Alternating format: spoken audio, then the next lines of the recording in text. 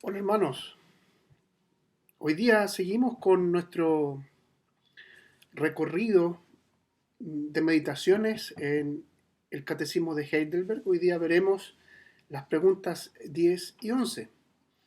Y dice así la primera pregunta: ¿dejará Dios sin castigo tal desobediencia y apostasía? Y la segunda: ¿no es Dios también misericordioso? ¿Por qué estas preguntas? Está hablando del pecado del hombre, y está haciendo pensar el catecismo a quienes se enfrentan a él, qué pasará con ese pecado, qué pasará con esa desobediencia, o en estos términos, qué pasará con esta apostasía, que es volverse de una relación correcta que tenía el hombre con Dios, que tenía Adán, eh, y dejar de lado eso y hacer la propia voluntad del hombre. Eso es apostasía. Entonces la primera pregunta es: ¿dejará Dios sin castigo tal desobediencia o esa desobediencia y apostasía? Y por supuesto podemos pensar hoy día: ¿qué pasa, qué pasa con los pecados del hombre hoy día? ¿Qué pasa con los pecados de la humanidad? ¿Qué pasa con nuestros pecados? Eh, Pensemos en esto. Lo más probable es que nos veamos tentados a pensar en algo que es cierto, pero que no es toda la verdad, que es justamente lo que dice la segunda pregunta. No hemos visto aún la respuesta, que Dios también es misericordioso. Y generalmente tenemos la tendencia a pensar en Dios solamente de esa manera y con ese solo atributo de un Dios misericordioso. Ahora, si pensamos solamente en eso, en Dios como un Dios misericordioso, como un Dios bondadoso, como un Dios siempre misericordioso y todo bondadoso, claro, nuestra respuesta a la primera pregunta podría decir: ¿dejará Dios sin castigo la desobediencia y la apostasía? Claro, no va a haber castigo porque Dios es misericordioso, Dios es bueno. Sin embargo, no es así. No es así porque no miramos el, a Dios de manera completa, con todos sus atributos, cómo es Dios verdaderamente. Y en realidad eso lo encontramos en la Biblia. Y nosotros vamos a estar errando, vamos a estar pensando mal y no vamos a estar conociendo en profundidad o hasta donde podemos conocer a Dios según la Biblia si no la estudiamos. Y en eso nos ayuda el catecismo. Entonces la respuesta, no solamente la respuesta correcta, sino que es la respuesta que nos hace meditar y nos hace pensar y nos invita a conocer al Dios verdadero, es esta: de ninguna manera Dios va a dejar sin castigo la desobediencia y la apostasía.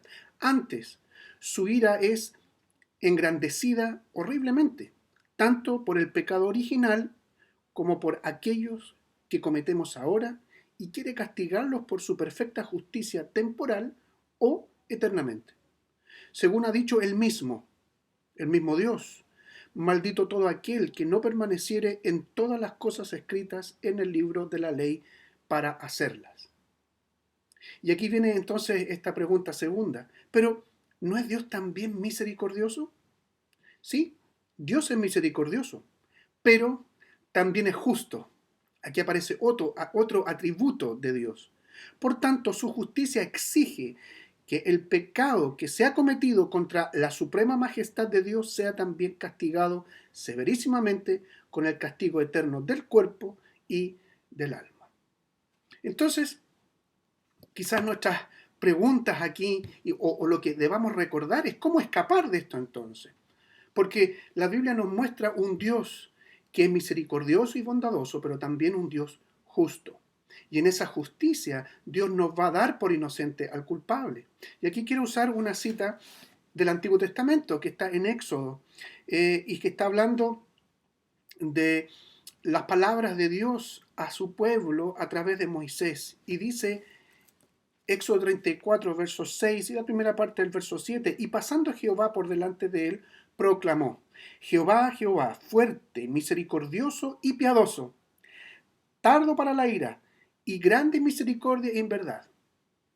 Un atributo, una parte del ser de Dios, que guarda misericordia a millares, que perdona la iniquidad, la rebelión y el pecado.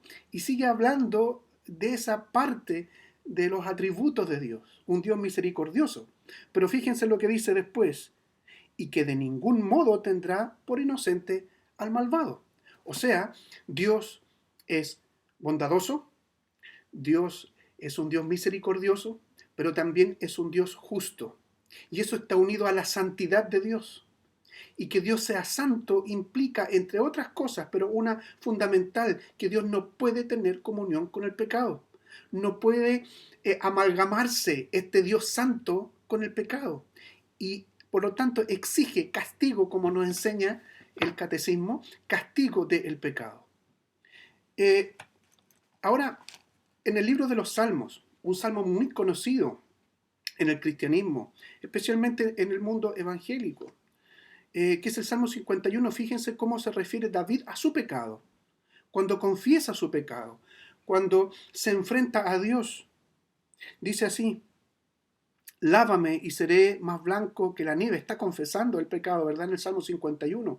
Hazme gozo y alegría, y se recrearán los huesos que has abatido. Esconde tu rostro de mis pecados y borra todas mis maldades. Y el verso 10, qué importante es: crea en mí, oh Dios, un corazón limpio y renueva un espíritu recto dentro de mí.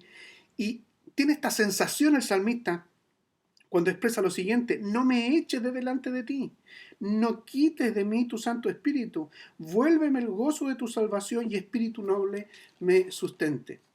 El rey David, el salmista en este caso, conocía de la bondad de Dios, conocía de la misericordia de Dios, pero también conocía que Dios es justo, conocía que Dios es santo. Y por eso que clama delante de Dios desesperadamente y apela a esa bondad de Dios, entendiendo que Dios también es justo, pero apela a esa bondad.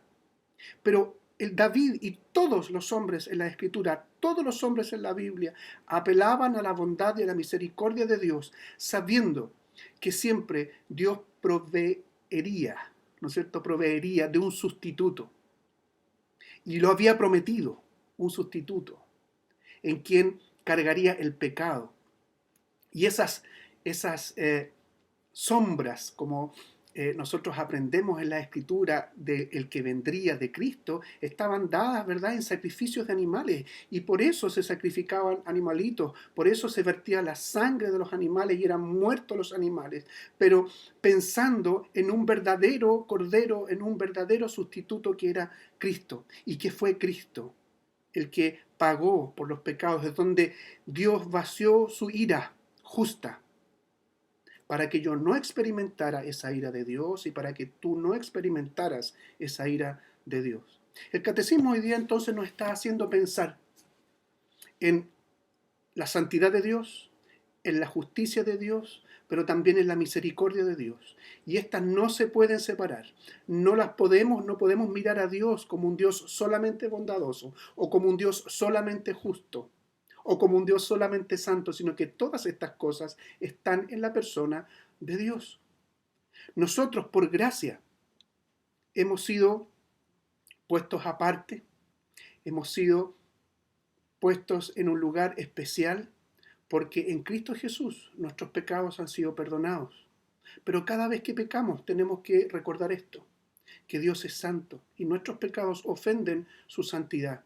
Y es cierto, nosotros no tendremos que pagar con la muerte eterna, ni tampoco con la de nuestros cuerpos, eternamente, porque Cristo ha sido el sustituto en tu lugar y en el mío. Pero también es cierto que cada vez que pecamos debemos recordar que estamos ofendiendo la santidad del Señor. Y como dice el apóstol Pablo, no hagamos vana la cruz de Cristo. Acordémonos de esto. Y cada vez que acudamos al Señor en arrepentimiento y fe, pensemos cuán grave es el pecado y cuántas consecuencias ha traído para el mundo. Que el Señor nos anime en esto y podamos seguir caminando en arrepentimiento y fe. Que el Señor les bendiga. Será hasta la próxima semana.